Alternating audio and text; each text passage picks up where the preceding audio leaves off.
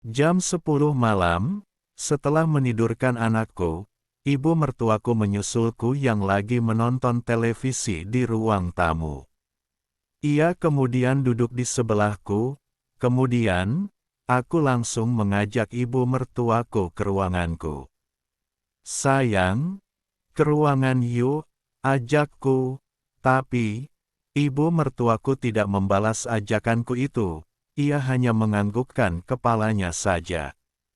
Kemudian, aku mematikan televisi, dan ibu aku ajak menuju ke ruanganku, seraya berkata, "Sayang, aku mau pekerjaan itu lagi," godaku sambil tersenyum. Dia mengangguk pelan. Sesampainya di ruanganku, aku mulai memindahkan semua penghalang yang ada, dan mulai menjalankan pekerjaan awal terlebih dahulu, dan setelah dirasa cukup, kami pun melanjutkan ke pekerjaan pada intinya. Pelabuhan itu memang masih nyaman kurasakan, walau sudah termakan usia. Tampaknya, ibu mertuaku sangat pintar menjaga pelabuhan itu. Malam itu, kamu bekerja satu kali lagi, sebelum ibu mertuaku pindah ke ruangan sebelah, untuk istirahat dengan anakku, karena memang, istriku baru-baru ini telah berpulang. 5 bulan sudah keakrabanku dengan ibu mertua seperti layaknya pasangan. Saat bapak mertuaku berangkat kerja, aku dan ibu mertuaku akan selalu bekerja akan suatu pekerjaan yang sedemikian rupa itu dengan kebahagiaan. Bila bapak mertuaku lagi di rumah, aku akan menjaga jarak terhadap ibu mertuaku, dan tentunya, tidak melakukan pekerjaan tersebut. Hal itu kulakukan, demi untuk keamanan dan kerahasiaan keakraban kami berdua. Sudah 2 minggu ini aku tidak bekerja dengan ibu mertuaku, dikarenakan, bapak tidak berangkat kerja karena sakit. Simak kisah selengkapnya hingga selesai. Hari itu, aku dipanggil ke kantor untuk menghadap manajer perusahaan tempatku bekerja. Pada jam 4 sore setelah jam pulang kerja, aku langsung menuju kantor manajer. Setengah jam menghadap manajer, ternyata aku diberi apresiasi atas kerja kerasku di perusahaan selama ini, sehingga aku diberi sebuah mobil inventaris untuk aku gunakan. Dan juga, manajerku menanyakan tentang kabar kesehatan bapak mertuaku. Manajer menitip pesan untuk disampaikan kepada bapak mertuaku, jika ia tidak bisa mengambil libur saat liburan tahun baru, karena bapak sudah libur 2 minggu lebih, dan ia harus menggantinya saat liburan tahun baru. Saat perjalanan pulang dengan mengendarai mobil yang baru aku dapatkan, selama di perjalanan, aku merasa sangat bahagia, karena mendapatkan mobil baru, dan juga, aku berencana untuk berlibur ke kota Bandung selama liburan tahun baru.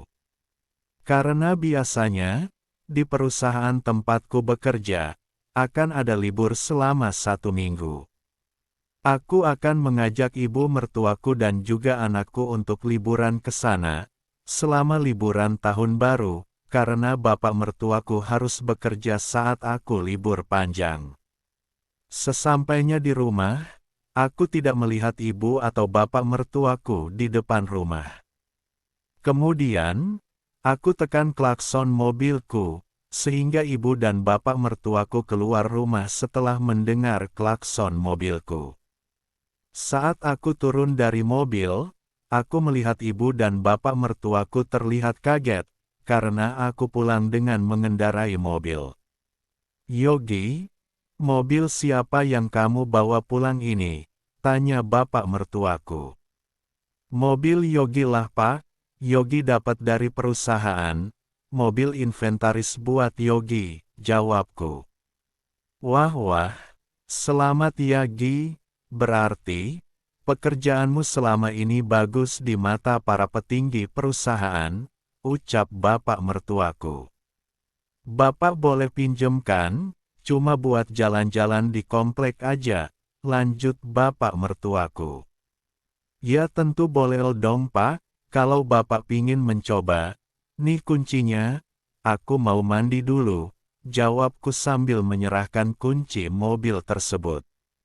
Saat berjalan ke dalam rumah, aku melewati ibu mertuaku, yang dari tadi cuma diam melihatku dari jauh. Kubisikin di telinga ibu mertuaku, untuk tidak ikut naik mobil dengan Bapak, karena aku ada kabar gembira yang lain untuknya. Saat aku keluar dari kamarku menuju kamar mandi, aku melihat ibu mertuaku di dapur. Aku mendekatinya, dan memberikan rangkul. Sayang, aku rindu, ucapku dengan ucapan penuh makna. Ibu juga kangen kamu sayang, sahut ibu dengan senyumannya. Ibu gak diajak naik mobil sama Bapak, tanyaku basa-basi. Diajak tadi sama Bapak, tapi, tadi kan, sudah dilarang sama kamu, jadi ibu tidak ikut, cuma anakmu yang ikut, jawabnya. Makasih ya sayang sudah mendengarkan kata-kataku, ujarku. Iya, terus, katanya tadi, ada kabar gembira lagi buat ibu. Kabar gembira apa emangnya? Tanya ibu. Nanti aja aku beritahu, yang terpenting, sekarang aku sudah tidak sabar untuk mendapatkan pekerjaan sesuatu itu, jawabku sambil mulai mempengaruhinya. Tapi Bapak lagi ada di rumah, emang kamu yakin, ucap ibu mertuaku. Bapak kan lagi jalan-jalan pakai mobilku, ayo Bu, ikut aku, ujarku, sambil menggandeng tangannya menuju ke kamar mandi. Sesampainya di sana, tanpa menunggu lama, aku pun segera mempersiapkan peralatan kerjaku. Kali ini, aku bekerja dengan sedikit terburu-buru, karena takut bapak mertuaku pulang. Dan benar saja, tak lama setelah aku selesai, bapak mertuaku pulang. Dan saat itu, ibu mertuaku kelihatan panik, karena dia masih dalam suasana dan kondisi sedemikian rupa itu. Tapi, setelah aku mencoba menenangkan ibu mertuaku, ia sedikit lebih santai. Tak lama kemudian, bapak teriak-teriak memanggil namaku dan juga ibu mertuaku. Karena tidak mau menimbulkan kecurigaan bapak mertua, aku menjawab panggilannya. Iya Pak, ada apa? Jawabku dengan berteriak. Kamu masih mandi ya Gi? Tanyanya. Bentar lagi kelar kok Pak, ada apa Pak? Tanyaku. Gak apa-apa? Iya, ibumu kok gak kelihatan? Kamu tahu dia kemana? Tanya bapak mertuaku. Gak tahu Pak, tadi waktu Yogi mau mandi, ibu di dapur lagi masak, mungkin ke warung beli bumbu, ucapku. Oh, ya udah kalau gitu, jawab bapak mertuaku, sambil menjauh dari kamar mandi. Pak, panggilku sebelum bapak mertuaku terlalu jauh. Iya? Ada apa Gi? Tanyanya. Pak, Yogi bisa minta tolong gak? Tolong isiin bensin mobil, soalnya Yogi tadi belum sempat ngisi, ujarku.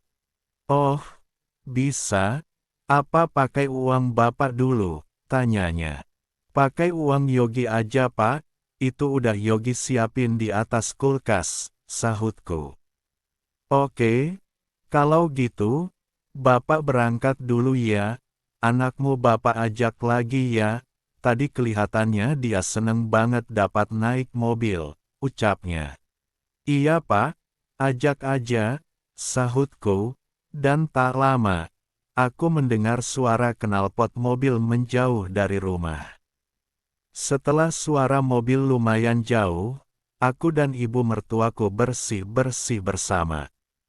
Setelah selesai, aku dan ibu mertua beranjak ke ruangan kita masing-masing.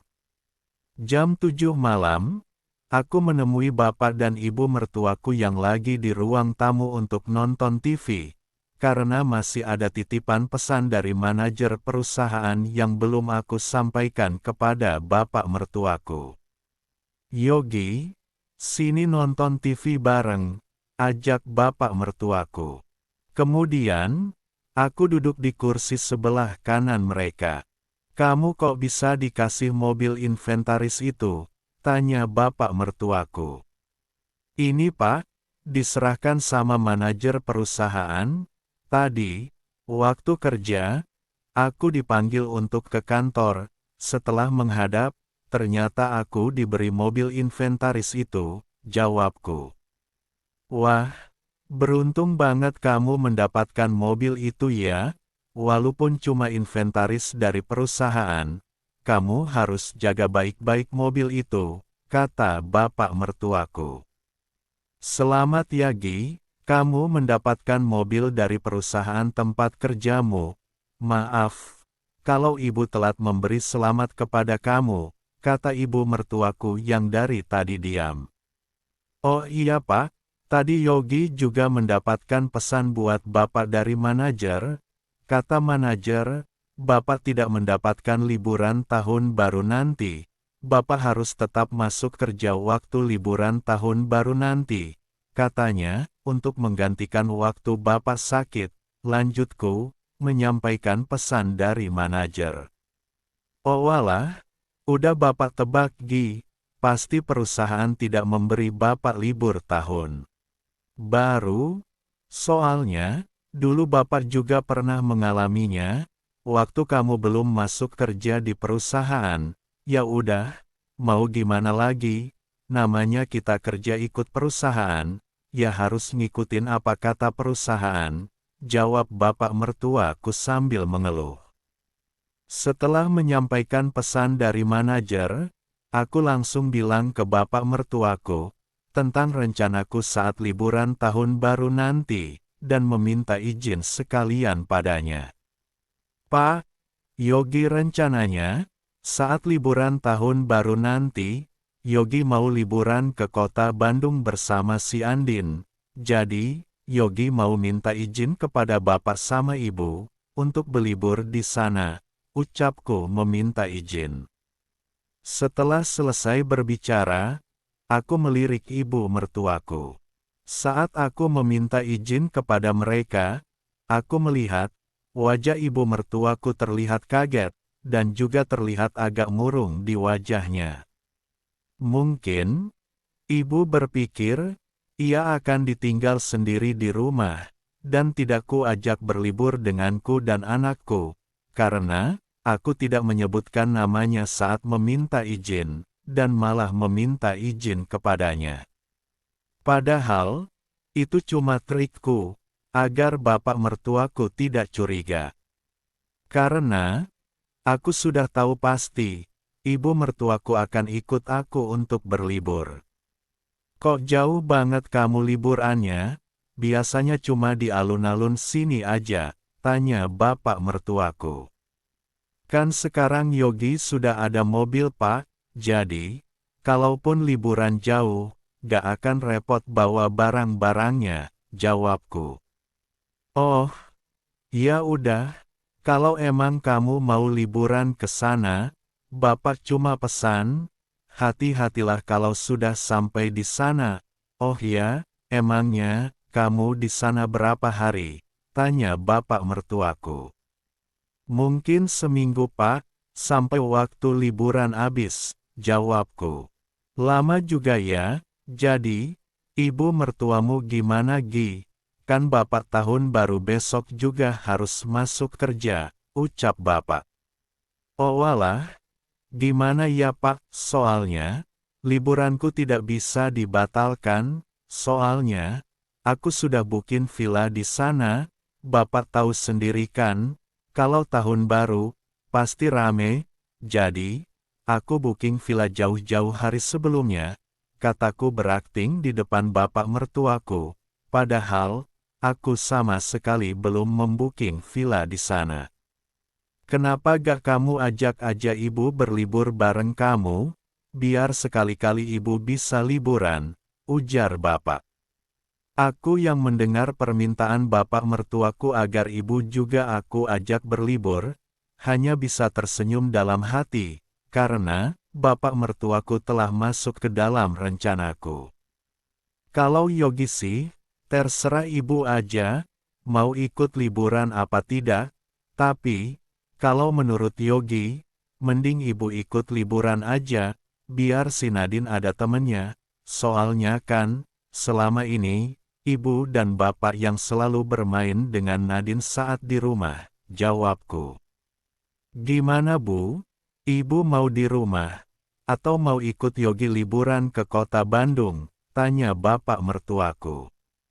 Ya, kalau bapak izinin, ibu sih, mau ikut Yogi liburan, dan itu pun, kalau gak ngerepotin Yogi juga, jawab ibu mertuaku.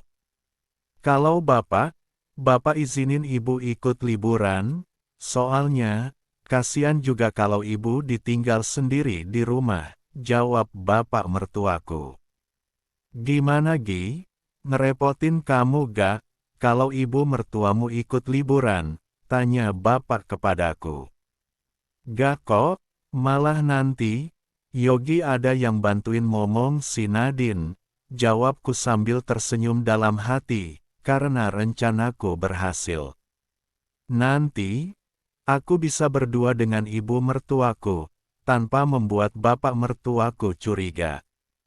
Oke kalau gitu, pesan bapak, sekali lagi, hati-hati di sana, jaga kesehatan dan keselamatan kalian, ujar bapak. Lia Pak, pesan bapak akan Yogi ingat terus, kalau gitu, Yogi mau ke kamar dulu, kasian, si Nadine tidur sendiri di kamar, ujarku berpamitan, untuk kembali ke kamarku, untuk menemani putriku. Singkat cerita, pas tengah malam, saat aku sedang terlelap, aku merasakan ada yang berbeda, sehingga membuatku terbangun. Dan aku begitu kaget, ketika aku melihat ibu mertuaku sudah ada di ambang pintu. Kenapa ibu kesini? Apa tidak takut bapak mencari ibu? Tanyaku dengan suara berbisik. Bapak mertuamu sudah nyenyak, makanya ibu berani kesini.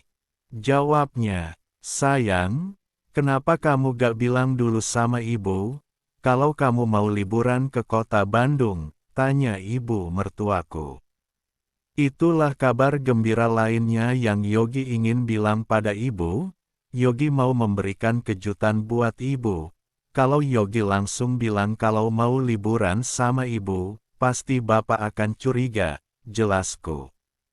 Wah, ternyata kamu pintar berakting juga ya sayang, bisa-bisanya kepikiran sampai segitunya, bilang mau liburan sama anaknya. Padahal mau bulan madu, kata ibu mertuaku sambil tersenyum.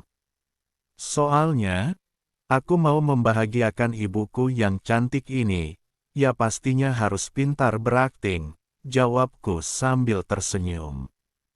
Makasih ya sayang, ibu sangat mencintaimu, jawab ibu mertuaku. Sudah ya Bu, ibu balik ke ruangan ibu aja dulu, aku takut, nanti bapak nyariin ibu, perintahku pada ibu. Nanti, pas liburan aja kita bisa menghabiskan waktu dengan leluasa di sana, sambungku. Kemudian, ibu mertuaku tersenyum, lalu pergi kembali ke ruangannya. Singkat cerita, waktu liburanku telah tiba, aku mulai mempersiapkan barang-barang yang akan aku bawa untuk berlibur. Dan rencananya, aku mau berangkat sehabis subuh. Aku berangkat lebih pagi, untuk menghindari macet di jalan tol. Karena hari ini, hari pertama libur panjang tahun baru. Sekitar pukul 3 pagi, aku bangun lebih awal, untuk mengecek ulang kondisi mobil, dan memanasi mesin mobilku. Tepat jam 4 pagi, kami berangkat dari rumah, setelah berpamitan sama bapak mertuaku. Dan bapak mertuaku berpesan, agar hati-hati di jalan, dan jangan lupa oleh-olehnya. Setelah 5 jam perjalanan, akhirnya sampai juga kami di sana. Aku kemudian menuju villa yang sudah aku pesan, untuk mengambil kunci villa tersebut. Sesampainya di villa yang aku pesan, langsung aku memasukkan mobil ke dalam garasi, dan memasukkan barang-barang bawaan ke dalam villa itu. Villa yang kali ini aku pesan, tidak semewah villa yang kemarin di puncak. Aku harus mengikuti budget yang aku punyai, karena aku akan cukup lama menyewa villa ini. Fasilitas yang ada di villa tersebut, 1 kamar tidur double bed, ruang tamu dengan 2 sofa tidur, 1 kamar mandi, dan teras depan. Hari pertama liburan, kita lewati dengan bersantai di villa, dan keluar villa cuma buat makan aja. Malam harinya, aku dan ibu melihat televisi bersama, setelah ibu mertuaku menidurkan anakku. Kami ngobrol, dan asik membahas tentang keakraban kami yang sudah sangat jauh. Yang intinya, ibu mertuaku tidak menyesalinya. Dan mulai ada rasa takut, untuk ditinggalkan olehku suatu saat nanti. Aku meyakinkan hati ibu mertuaku, kalau aku tidak akan pernah meninggalkannya, dan aku bilang, kalau ibu mau berpisah dengan bapak mertua, aku akan mengajak ibu pergi dari sana, dan menikahinya, karena aku sangat mencintainya.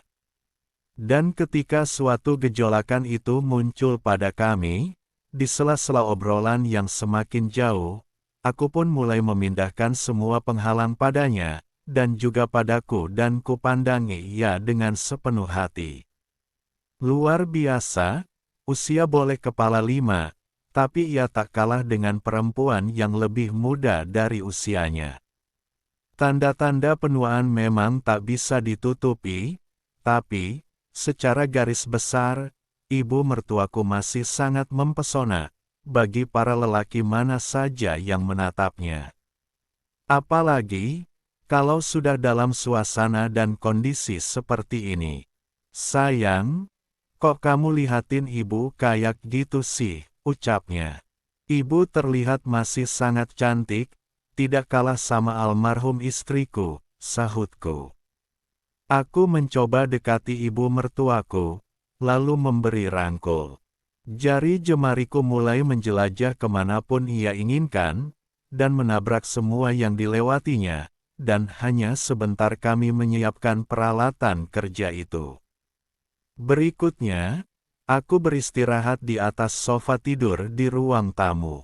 Dan ibu mertuaku tahu, apa yang harus ia kerjakan selanjutnya.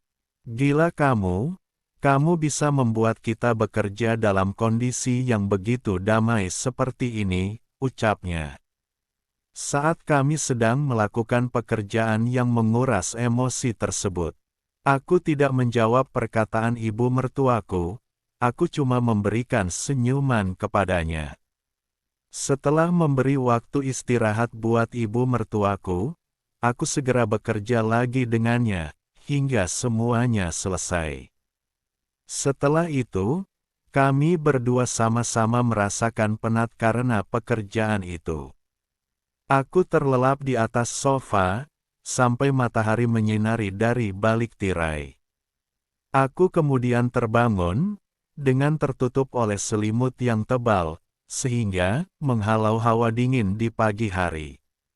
Mungkin, ibu mertuaku yang menyelimutiku sewaktu aku tidur tadi, karena, ketika bangun, aku sudah tidak melihat ibu mertuaku di sisi. Selama seminggu liburan di kota Bandung, baik siang atau malam, ataupun pagi hari, ketika anakku masih tidur, aku dan ibu mertuaku akan berbagi pengalaman dimanapun berada, selama di dalam villa. Setiap aku bekerja dengannya, aku selalu menaruh semua hasil pekerjaan itu di wadahnya, dan kulihat, ia tidak melarangku. Ibu mertuaku berpikir, kalau dia tidak bisa memiliki lagi, soalnya, Ia juga masih rajin bekerja dengan bapak mertuaku, walaupun bapak tak mampu memberikan hasil pekerjaan yang ia inginkan. Tetapi, walau begitu, sebelum kami akrab selama beberapa bulan ini, Elbu mertuaku tak kunjung halim lagi, dan anak satu-satunya ialah mendiang istriku. Singkat cerita, sebelum kami pulang, kami kembali bekerja untuk terakhir kali di villa tersebut. Setelah pekerjaan hebat pagi hari ini, sekitar jam 11 siang, kami pun berangkat pulang ke rumah, setelah 1 minggu liburan di sana. 2 minggu setelah pulang dari liburan yang penuh kebahagiaan, aku melihat ibu setiap pagi muntah-muntah, dan mengeluh, kalau badannya terasa cepat capek. Aku sangat khawatir dengan kesehatan ibu mertuaku, jadi, aku menawarkan diri untuk mengantarkannya ke klinik dengan mobilku. Tapi, ibu mertuaku menolaknya, alasannya, kalau aku yang mengantarnya, aku akan terlambat masuk kerja, jadi, biar bapak aja yang mengantarnya. Jadinya, pagi itu, aku berangkat kerja dengan menggunakan sepeda motor, dan mobilku kutinggal di rumah, buat mengantar ibu mertuaku ke klinik. Di tempat kerja, aku tidak bisa tenang, dan kurang fokus dalam bekerja, karena aku mengkhawatirkan kesehatan ibu mertuaku, dan juga, aku tidak bisa menghubungi siapapun untuk menanyakan hasil pemeriksaannya di klinik. Kalau aku menghubungi bapak mertuaku, aku khawatir, bapak mertuaku akan curiga terhadapku, karena terlalu mengkhawatirkannya. Kalau aku menghubungi ibu mertuaku, aku tidak tahu, siapa yang sekarang memegang HP-nya. Jadi, aku harus menunggu sampai aku pulang kerja nanti sore. Singkatnya, sore hari ketika aku sampai rumah, aku bersikap biasa-biasa saja, padahal di dalam hatiku, aku ingin cepat-cepat mengetahui hasil pemeriksaannya. Saat aku masuk ke dalam rumah, aku melihat cuma ada bapak mertuaku yang ada di ruang keluarga sambil lihat televisi. Aku tidak melihat keberadaan ibu mertuaku, dan juga anakku. Kamu sudah pulang? Sapa bapak mertuaku. Iya pak, oh ya, gimana pak hasil pemeriksaannya? Elbu sakit apa? Tanyaku. Gak apa-apa kok, ibu baik-baik saja, gak sakit apa-apa, cuma, tiba-tiba, bapak mertuaku menghentikan bicaranya, yang membuatku penasaran. Cuma apa pak, kok malah berhenti? Buat aku penasaran aja, ucapku. Maaf, soalnya, bapak sangat bahagia kalau memikirkannya, jelas bapak. Perkataan bapak mertuaku barusan, membuatku tambah penasaran. Ibu mertuamu tidak lagi sakit, cuma dia lagi halim, ungkap bapak. Apa? Ibu mertua halim? Jawabku dengan lantang dan keras, karena aku sangat kaget dengan berita ini. Tuh kan, kamu juga kaget dengar berita ini?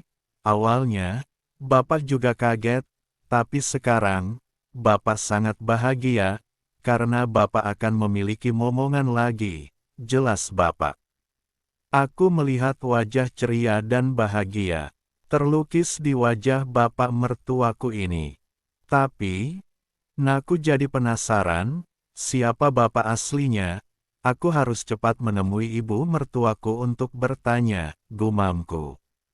Wah, selamat ya pak, semoga ibu dan anaknya sehat, ucapku pada bapak. Akhirnya, sudah puluhan tahun dinanti-nantikan, akhirnya dapat juga, makasih ya Gi atas doamu, sahut bapak. Oh iya, ibu di mana pak? Aku juga mau ngucapin selamat pada ibu, ujarku. Ibu di kamar, lagi sama anakmu, sahut bapak. Kalau begitu, aku mau nemuin ibu dulu, mau ngucapin selamat, ucapku pamit. Aku kemudian meninggalkan bapak mertuaku, yang masih asik menonton televisi. Aku mencari ibu mertuaku di kamarnya, tetapi aku tidak menemukan keberadaannya di kamar.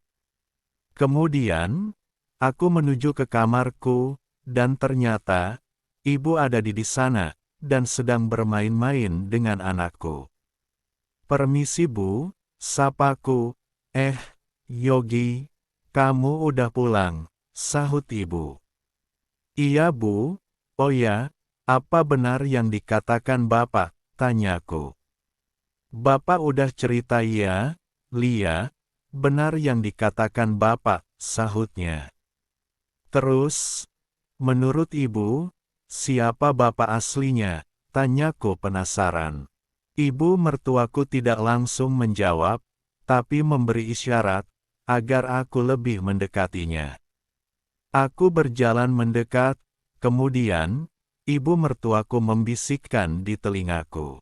"Ini dari kamu, soalnya, perkiraan dokter, baru 3 minggu, itu berarti, ini hasil kerja keras kita waktu kita liburan kemarin," jelasnya. "Wah, serius Bu?" tanyaku yang begitu kaget. "Seriuslah, masak ibu bohong sama kamu?" sahut ibu.